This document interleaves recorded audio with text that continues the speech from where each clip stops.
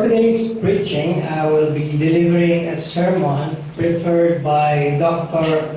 Wes Brennan of Free Reformed Church of Launceston, Tasmania, dito po sa Australia. At itong sermon na ito, na-preach niya na rin po noong 2019.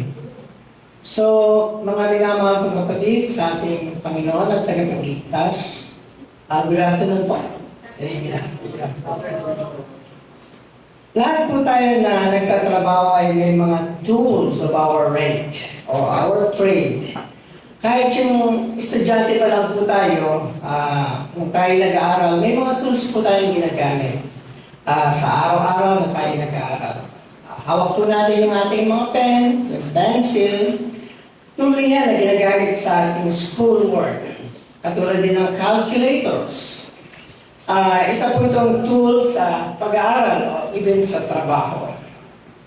Kung ikaw naman po ay isang may edad na, matanda na at may office job, ang tool na ginagamit mo perhaps yung computer o yung mga printers. At kung ikaw naman ay isang builders, ang kadalasang ginagamit nila, meron silang lagari, meron silang martilyo, at iba't iba pang mga tools na ginagamit. At ang mga nagtatrabaho rin po sa bahay, meron po silang ginagamit ng mga dishwashers, mga oven, mops, machine, dryers, at marami pang iba't ibang gamit na tools para sa pambahay. Sa bawat maiisip po natin field of work, may mga tools na ginagamit ang mga tao. At ang Holy Spirit ay mayroon din sarili niyang special field of work. Siya ay gumagawa sa gitna ng bayan ng Diyos. The Holy Spirit works so people share in Christ and in all His benefits. Katulad natin, sa ating pang-araw-araw na pagpapagal, ang Holy Spirit ay may mga tools din ginagamit upang gawin niya ang kanyang work. Meron tayong special name para sa mga tools na ito. They are called means of grace. Ang means po dito ay mga instruments o kasangkapan kung saan gumagawa ang Holy Spirit. Sa pamamagitan ng mga tools na tinatawag nating the means of grace. The Holy Spirit graciously makes us share in the salvation accomplished by Christ. Kaya, dito sa Lord's Day 25, sinasabi ng ating Heidelberg Catechism na mayroong dalawang means of grace na kung saan gumagawa ang Holy Spirit. Ito ay ang preaching of the gospel at ang administration of the sacrament. Ito ang dalawang mahalagang paraan kung papaano kayo ikinokonekta ng Holy Spirit kay Christ upang tayo ay maligtas at pagkatapos ay lumago sa Kanya. Kaya ngayong hapon, nais nating pag-aralan kung paano the Holy Spirit works through the means of grace. At may tatlong puntos po tayong pag-aaralan. Una po, the origin of faith. Pangalawa, the strengthening of faith. At ang panghuli po, yung the object of faith. Pero bago po tayo magpatuloy sa ating sermon delivery, let us come to the Lord once again for guidance and help. Let us pray. Heavenly Father and Almighty God, lumalapit po kami sa iyo ngayong hapon na may pusong puno ng pasasalamat. Nagkakatipon kami bilang iyong bayan upang pakinggan ang iyong salita. And we thank you, Lord, para sa biyaya ng iyong banal na simbahan, which is the workshop of the Holy Spirit. Lord, tinatanggap po namin at pinapahayag na kung sa sarili lang namin wala kaming may pagmamalaki. We are spiritually dead in our sin. At hindi kami o hindi namin kayang abutin ang iyong kabanalan. Yet, ang iyong umaapaw na habag ay hindi mo kami pinapayaan. We thank you for the gift of saving faith, Ito ay isang regalo na hindi namin kayang kitain o gawin para sa amin, kundi buong puso mong pinagkaloob po ito sa amin. Panginoon, habang nakikinig po kami sa pangangaral ng iyong salita ngayong hapon, ang dalangin namin na ang iyong banal na Espiritu ay kumilos at gamitin ang kanyang means of grace. Palambutin mo po ang aming mga puso at alisin ang anumang mga distraction sa mga nagdaang linggo. Patahimikin mo po ang aming mga pusong mayabang, ang mga isipang nagsasabing narinig na namin ang mga katuroang yan dati pa at taon-taon na lang. Lord, may the preaching of the gospel of Jesus Christ, His life, His death, His resurrection and ascension awakens our soul at lalo kaming manangan kay Kristo. Father, bless the proclamation of your truth today at naway ang lahat ng maipapahayag sa aming kalagitnaan ay magturo sa amin ng diretso sa aming tagapagligtas. This we pray in Jesus' name. Amen.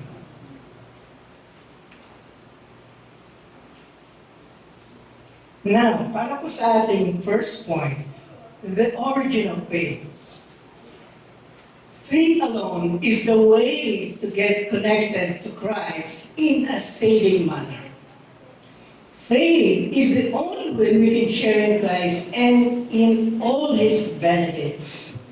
Kung hindi ka sasampalataya sa tagapagligtas na si Jesus, hindi mo matatanggap ang blessings na ipinapangako ng gospel. Kung papaano kailangan mo ang iyong mga kamay para tumanggap ng regalo, kailangan mo rin manampalataya upang tanggapin si Kristo at ang kanyang mga pagpapala. You need to rest and trust in Christ alone. Ngunit saan nga ba nagmumula ang pananampalatayang ito? Iyan ang tinatalakay sa unang tanong at sagot sa Lord's Day na ito. Unang-una, ayanin yung sabihin ko kung saan hindi nagmumula ang pananampalataya. Faith doesn't come from within ourselves. Ang pananampalataya ay hindi isang bagay na kaya nating likain sa sarili nating mga puso. After all, sabi ng Scripture doon sa Ephesians chapter 2 verse 1, and you were dead in trespasses and sins. God, apart from the Holy Spirit, we are dead in our sins. Kung ikaw ay patay sa kasalanan, hindi mo kayang gumawa ng sarili mong lifeline patungo kay Christ. May ibang kailangan gumawa nito para sa atin. Dito rin natin kailangan magkaroon ng realistic view of human nature. Kailangan natin magkaroon ng realistic view na ibinibigay sa atin po ng Scripture.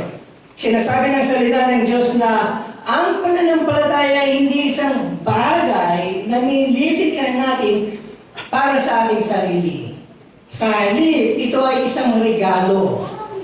Isipin natin ang sinabi po doon sa Ephesians chapter 2 verses 8 to 9. Sabi ni Paul, for by grace you have been saved through faith, and this is not your own doing. It is the gift of God, not a result of works, so that no one may boast. Faith is a gift of God. Ito ay isang regalong tinanggap mo at tinanggap ko. Hindi isang bagay na nilikha natin mula sa sariling kakayanan o sa ating mga resources. Ang pananampalataya po ay nagmumula sa Diyos bilang isang regalo. Specifically, the Bible teaches us that faith is a gift given to us by the Holy Spirit. Binigyan din ni Pablo ang patungkol dito doon sa 1 Corinthians chapter 2. Kung mababasa niyo po yung buong context. People come to understand spiritual things in saving way through the Holy Spirit. Gumagawa siya sa puso at kalooban ng tao. He makes them come alive spiritually. Pinalalambot din niya ang kanilang mga puso. The Holy Spirit makes them understand. He makes their wills pliable. He makes them able to love God. He is the one who creates spiritual life. Kaya nga po, yung banal na Espiritu is the one who creates faith in us. Ginagawa niya ito sa pamamagitan ng isang instrumento o tools. Kagaya po dun sa, kung babalikan natin ang Genesis chapter 1. At the beginning, God created the heaven and earth. Nilikha niya ang lahat ng bagay. Nilikha niya ang lahat ng buhay sa mundong ito. Paano po niya ito ginawa? By His Word. Siya ay nagsalita at ang lahat ng may buhay came to existence.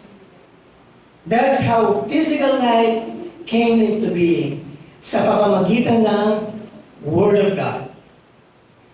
Pagdating naman sa spiritual na buhay, we see the same means at work. The Holy Spirit makes people come to life spiritually through the Word of God. Spiritual life happens through the preaching of the gospel. Nakikita natin na itinuturo yan sa ating binasa mula dun sa Romans 10 na binasa ni Elder Ronald kanina.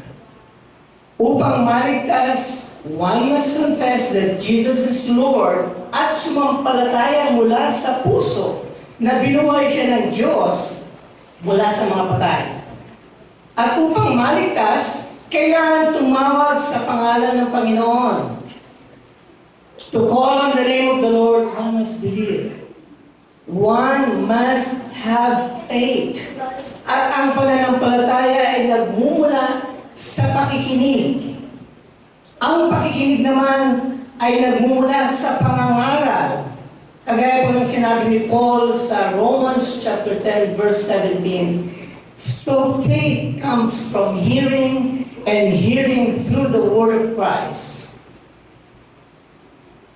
Yung pong salita ni Jesus Christ at ang proclamation nito is the tool na ginagamit ng Holy Spirit upang lumikha ng pananampalataya. It's the proclamation of the gospel and the Holy Spirit uses to create faith.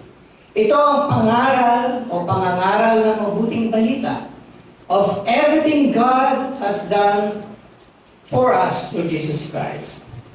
Hindi ito ang pangaral tungkol sa kung ano ang dapat natin gawin, kundi tungkol sa kung ano ang ginawa ng Panginoon kay Kristo sa kanyang buhay, sa kanyang kamatayan, sa kanyang muling pagkabuhay, at sa kanyang pag-akyat sa langit.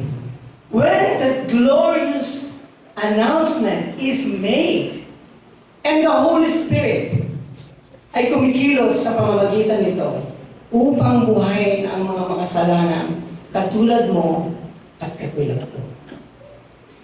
May mga ilang bagay na sumusunod mula nito po. Una sa lahat, kailangan tiyakin ng church na ipinapahayag ang message of the gospel. Dahil kung iyan ang tools at ginagamit ng Holy Spirit upang lumikha ng pananampalataya, mas mabuting tiyakin natin na naihahayag iyan tuwing linggo.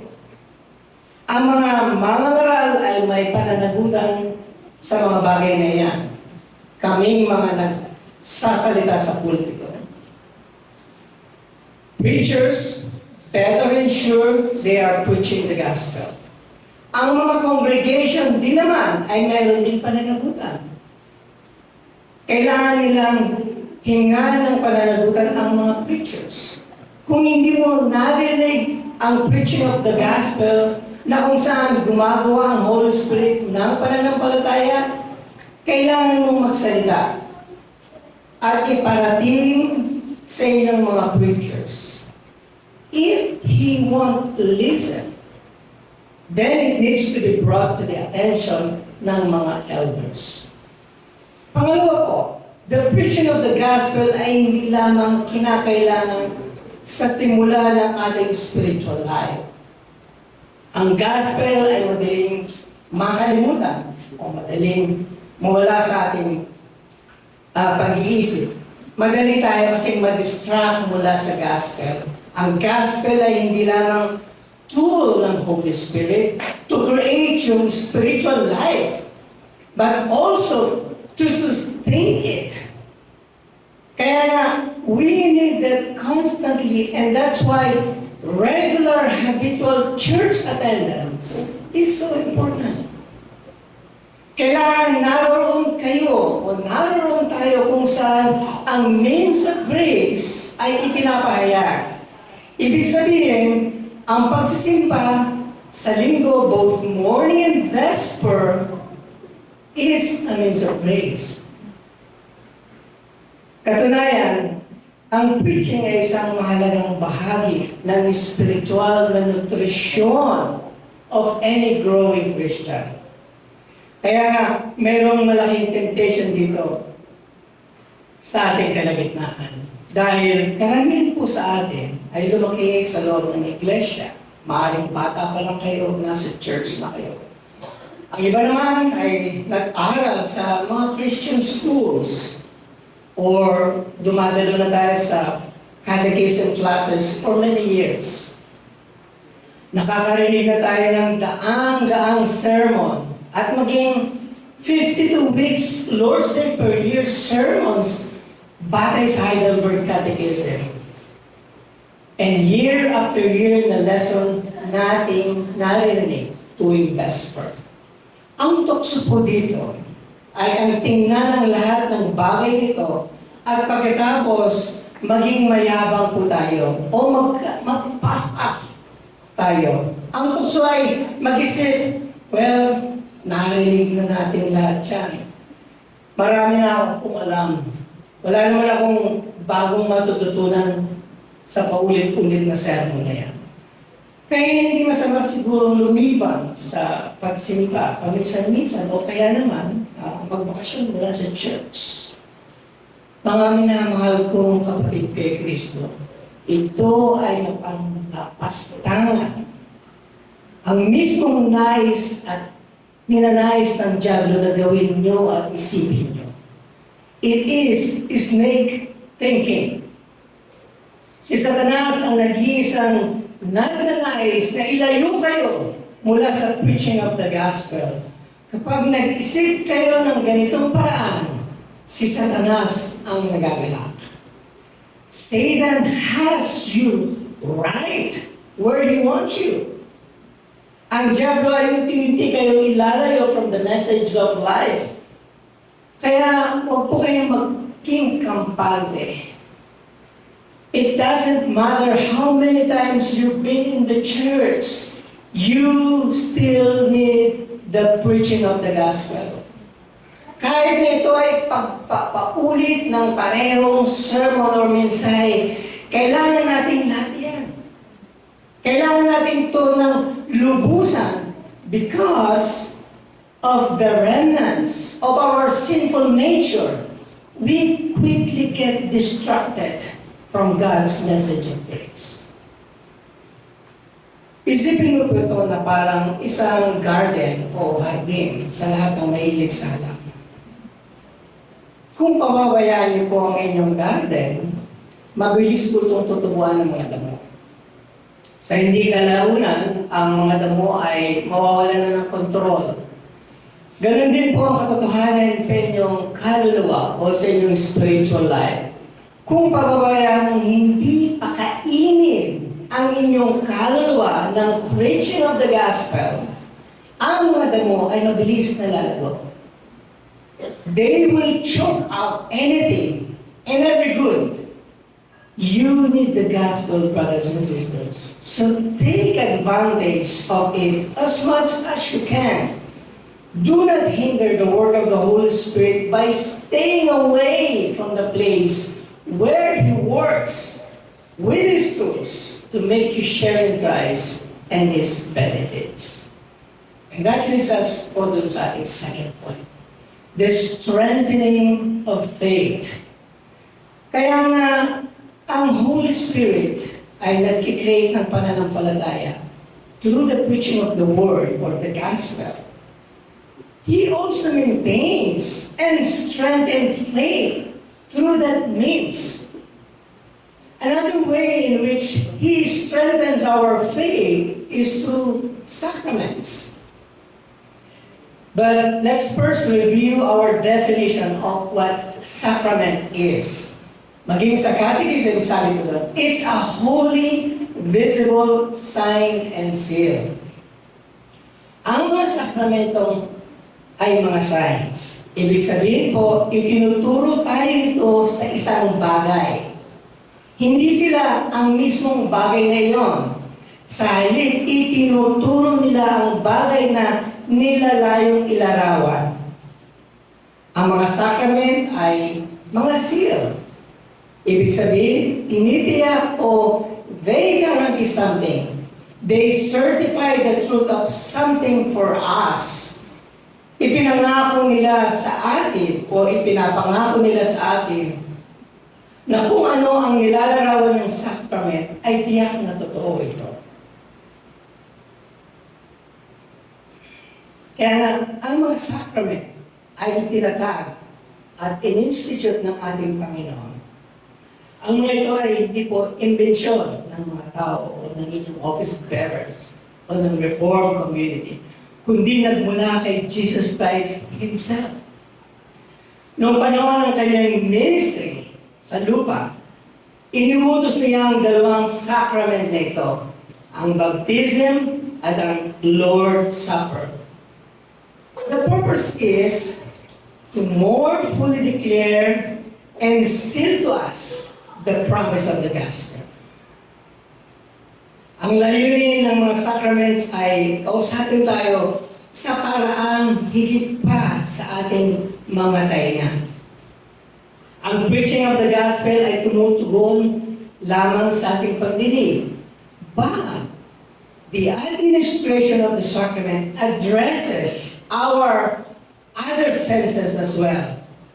Buong biyaya itong ginagawa ng Diyos upang palakasin ang ating pananampalataya kay Kristo. At dito po, kailangan natin muntok upang linawin ang isang bagay. These sacraments do not create faith.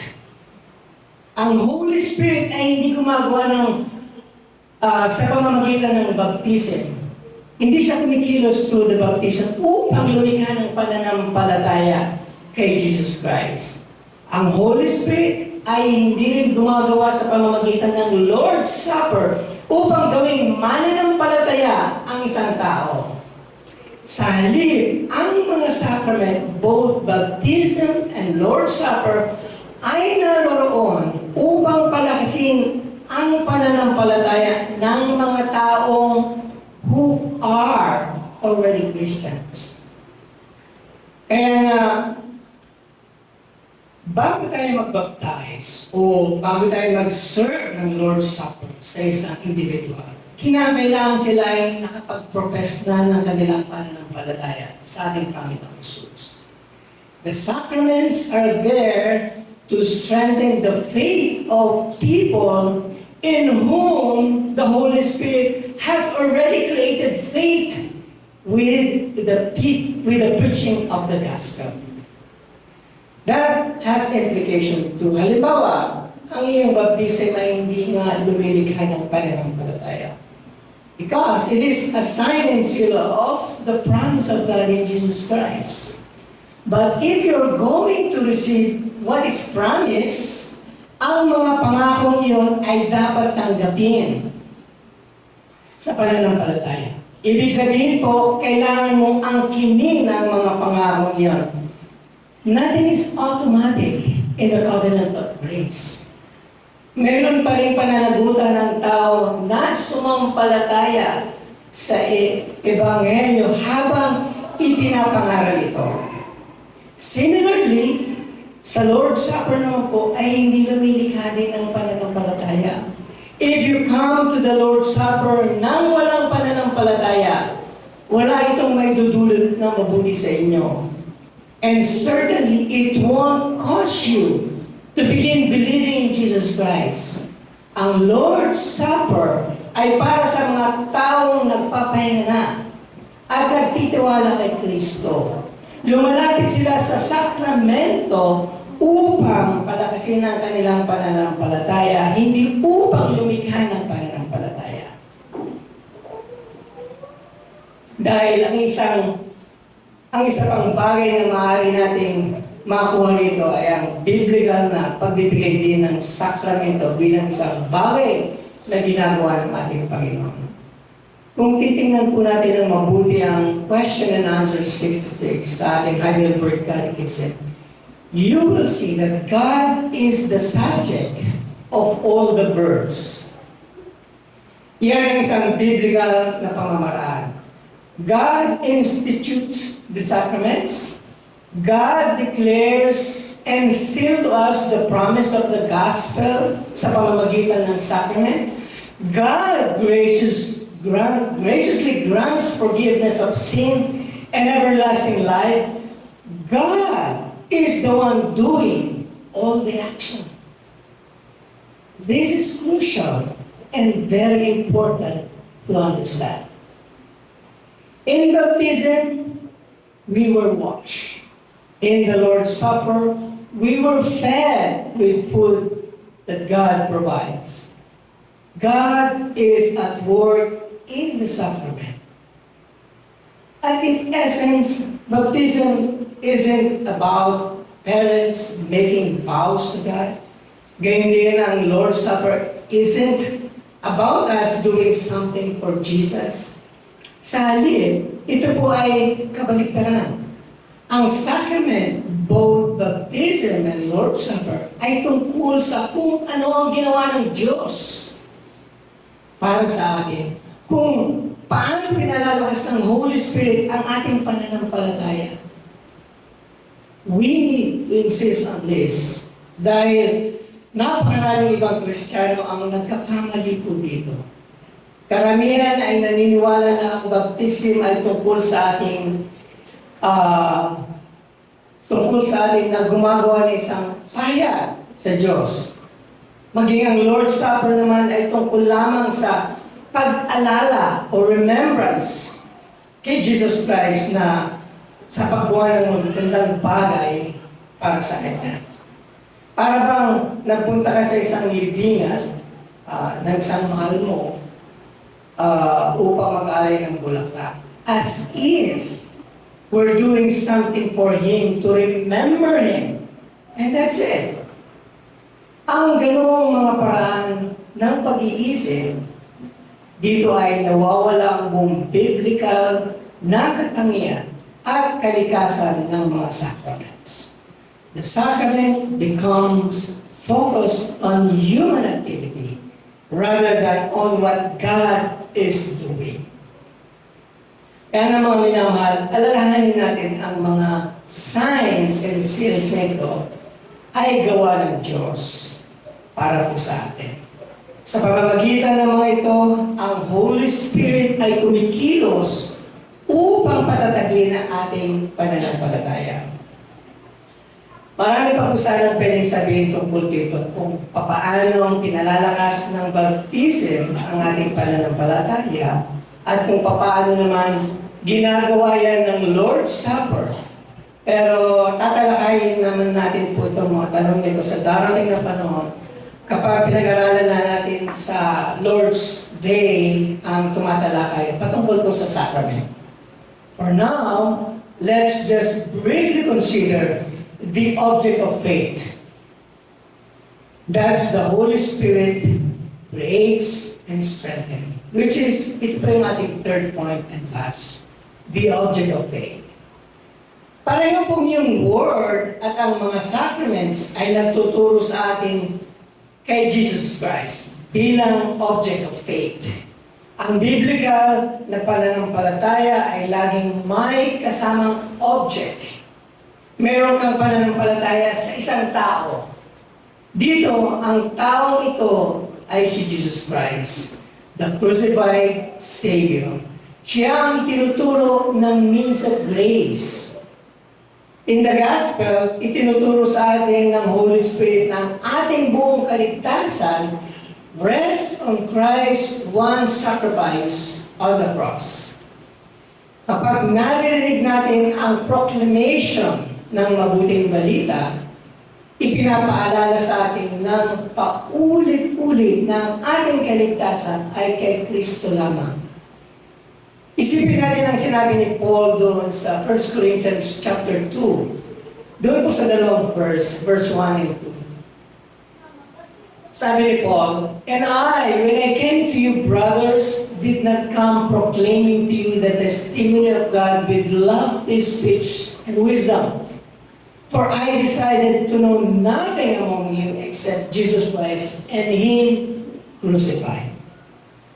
Ang kaligtasan na mayroon kayo o mayroon tayo kay Kristo, ang siyang pinatutuunan ng pansin ng Word para sa ating pananampalataya. It is not that other things don't get mentioned as the Word is preached. Halimbawa, sa isang iglesia na nagpapahayag ng full counsel of God, maririnig natin ang tungkol sa batas and its righteous requirement. Maririnig natin ang tungkol po dyan, but that will never be the center or the focus. Sa halip, ang focus ay laging kay Kristo at sa kanyang saving word para sa atin. Kaya nga po, in the sacraments, the same focus is there. Sa mga sacraments, tinitiyak sa atin ng Holy Spirit na ang ating buong kaligtasan rests on Jesus Christ, one sacrifice on the cross. Kung papansinin po natin that through the preaching, the Holy Spirit tells us and teaches us. But through the sacraments, He assures us. He comforts our hearts sa pamamagitan ng pagturo sa atin kay Kristo na napako sa krus ng Kalbaryo. He assures us na ang buong utang ng ating mga kasalanan ay binayaran na po doon sa Golgotha. Ginawa na ni Jesus ang lahat na hindi natin kayang gawin para sa ating sarili. The justice of God has been fully satisfied at tayo ay nakipagkasundo na sa Kanya. Hindi lamang tayo may kapayapaan sa banal na Diyos o peace with God, tinanggap pa po tayo sa Kanyang pamilya dahil He is our Father. We are His children and heirs. At walang sino man can separate us from His love. Ang lahat pong ito ay dahil si Jesus ang ating tagapagligtas. Ang dalawang means of grace na ang nilalayong ituon o ituro ay ang ating Panginoong Kristo. At ituon yung ating pansin sa ating Panginoon. Ang mga means of grace na ito ay nakatayo in the center of our worship service. Ang ministry of the Word and Sacrament ay nagtuturo sa atin kay Kristo. Iyan ang dahilan kung bakit sila ang focus point ng ating biblical worship. Kaya dito, we need to be aware that this is something that our Reformed worship sets apart. And for good reason. Dahil amongst many Christians today, ang worship ay nauunawan bilang isang bagay na pangunahing ginagawa nila para sa Diyos. Typically, ang worship ay particular na nauunawaan nila bilang pag-awit ng papuri sa Diyos. Worship is a performance. Kaya ito ay yung panahon na kung saan ang mga tao ay gumagawa ng kanilang mga religious activity para sa Diyos. Iyan ang dahilan kung bakit may entablado o may stage, bagamat ito hindi stage at tawag. Ang stage ay isang lugar para sa isang pagtatanghal. Marahil ay nakakita na po kayo ng ganito o naging bahagi na kayo ng ganyang uri ng pagsamba. Meron kayong 45 minutes o higit pang pag-aawitan. Tinatawag nilang praise and worship. At pagkatapos, sasabihin ng worship leader, ngayon tapos na ang ating worship, dadako na po tayo sa message mula kay Pastor so-and-so. Ang worship ay iniisip lang nila bilang kung ano ang ginagawa nila para sa Diyos. It becomes a one-way street, a monologue, and they are the ones doing all the talking. God is just a passive participant in their worship. Pero iba po ang ating pananaw. Ang ating magkaibang pananaw ay hindi batay sa sarili nating opinyon o kagustuhan. Hindi ito ang ating free reform customs. Sa halip, ito ay nakaugnay o nakaugat sa kalikasan ng ating relasyon sa Diyos, tulad ng ipinapahayag ng Bible. Ito ay nakaugat doon sa tinatawag natin covenant of grace. Ang covenant ay isang relationship, at sa covenant of grace, mayroong dialogue sa pagitan ng Diyos at ng kanyang bayan. Ang dialogue na ito ay makikita sa ating pagsamba. Ang ating pagsamba ay may Diyos na nagsasalita at tayo po ay sumasagot. Pabalik-balik sa buong liturgy. Kung mapapansin nyo sa inyong bulletin, may response tayong ginagawa. Sa sentro ng Covenant of Grace ay si Kristo at ang kanyang gawa bilang ating tagapagligtas o tagapamagitan o mediator. Kaya sa sentro ng isang biblical worship service is not us and our offering to God, but God and His gospel message for us. The focus and emphasis is on God, the God who makes a covenant with His people through Jesus Christ. And the emphasis is on God, the one who maintains His covenant through Jesus Christ. Kaya mga minamahal kong kapatid dito sa CCRC, ito ang dahilan kung bakit ang Word at ang Sacraments ay nakatayo at ang sentro ng ating worship service. Dahil ang Diyos ang siyang driving force sa likod ng Covenant of Grace, it is because Christ is at the center. This is exactly reflects what the Bible teaches about our relationship with God. He pursues us, and He has taken us for His own. He supports and upholds us. Ito ang dahilan kung bakit tayo ay isang iglesia that puts such an emphasis on the means of grace, the Word, and the Sacrament ministry.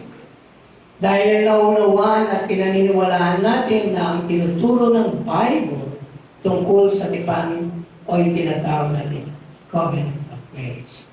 This is not something you should ever want to give up. Huwag ninyong ituring ito bilang isang bagay na negotiable o pwedeng pagtalunan. Kaya nga, ang Holy Spirit ay may mga tools na kanyang ginagamit.